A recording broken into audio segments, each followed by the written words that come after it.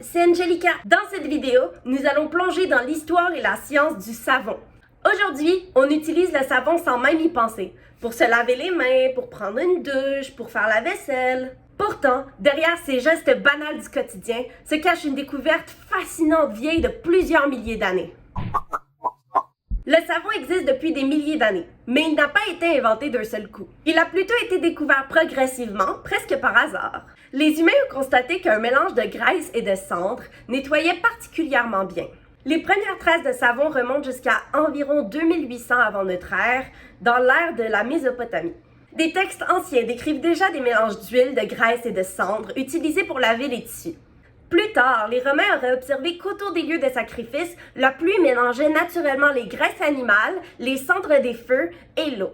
Ce mélange créait une substance capable de nettoyer les vêtements beaucoup plus efficacement. Ce phénomène s'explique grâce à une réaction chimique qui s'appelle la saponification. Les cendres contiennent des substances alcalines, tandis que les graisses contiennent des huiles. Les substances alcalines sont des substances dont le pH est supérieur à 7.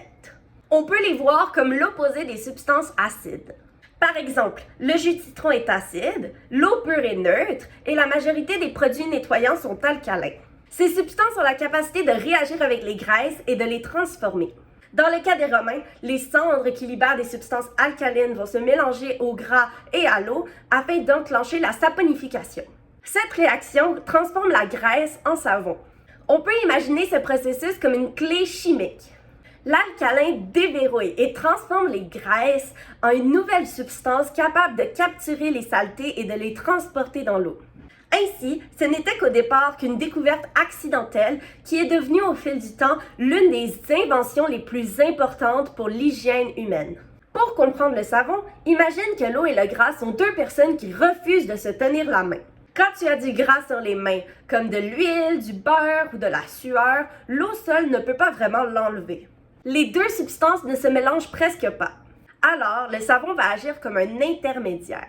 Chaque molécule de savon possède deux parties, une tête qui aime l'eau et une queue qui aime le gras. On peut imaginer une molécule de savon comme un petit tétard. Sa tête va aller vers l'eau et sa queue, elle s'attache au gras. Quand tu te laves, les queues vont s'accrocher au gras. Les queues des molécules de savon vont pénétrer dans la graisse parce qu'elles sont attirées par elles. Les têtes, elles, restent tournées vers l'eau. Petit à petit, les molécules de savon vont entourer un morceau de graisse, un peu comme une armée qui va entourer sa cible. Cela forme une petite boule appelée micelle. Dans cette micelle, au centre, est enfermé le gras attaché par les queues des molécules de savon et les têtes des molécules de savon vont être attirées vers l'eau à l'extérieur. Grâce à cela, l'eau peut enfin transporter le gras. Lorsqu'on rince nos mains, les micelles sur la peau vont être transportées par l'eau, puisque les têtes sont attirées par l'eau, et elles vont quitter la main. Le savon ne détruit donc pas le gras. Il le capture, l'entoure et aide l'eau à l'emporter. Donc, pour vraiment vous démontrer comment le savon fonctionne, on va faire l'expérience du Magic Milk. Le Magic Milk, en français, ça veut dire lait magique. Donc, on va prendre une assiette, parce que ça fonctionne mieux dans une assiette qu'un bol, puis on va remplir l'assiette de lait. On veut s'assurer que tout le fond soit couvert de lait. Parfait. Là, ensuite, on va prendre du colorant. Peu importe le colorant, mais le plus facile, c'est s'il est en gouttes. Puis au centre de l'assiette, on va mettre quelques gouttes de colorant. Là, je vais en mettre plusieurs couleurs pour que ça soit vraiment plus joli. Puis dans le fond, le colorant va nous permettre de voir comment le lait se déplace. Parce qu'à l'intérieur du lait, il y a des matières grasses. Puis comme j'ai dit plus tôt, le savon réagit avec les matières grasses.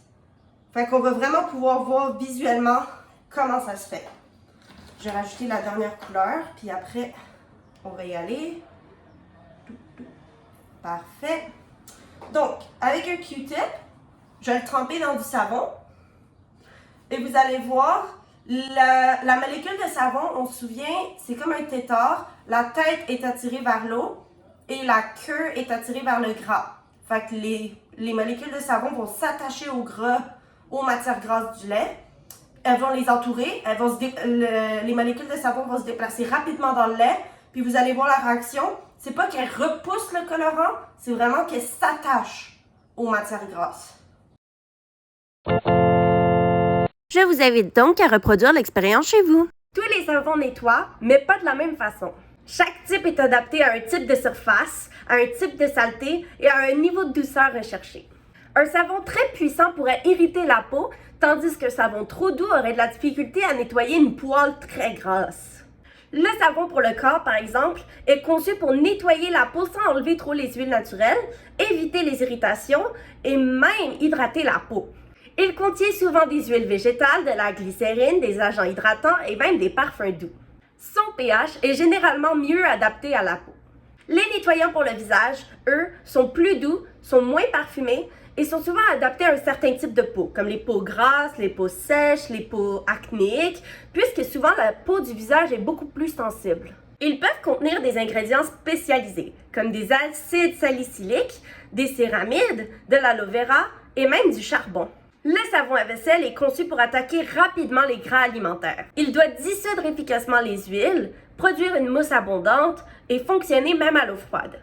Mais, en contrepartie, il peut assécher les mains et enlever les huiles naturelles de la peau.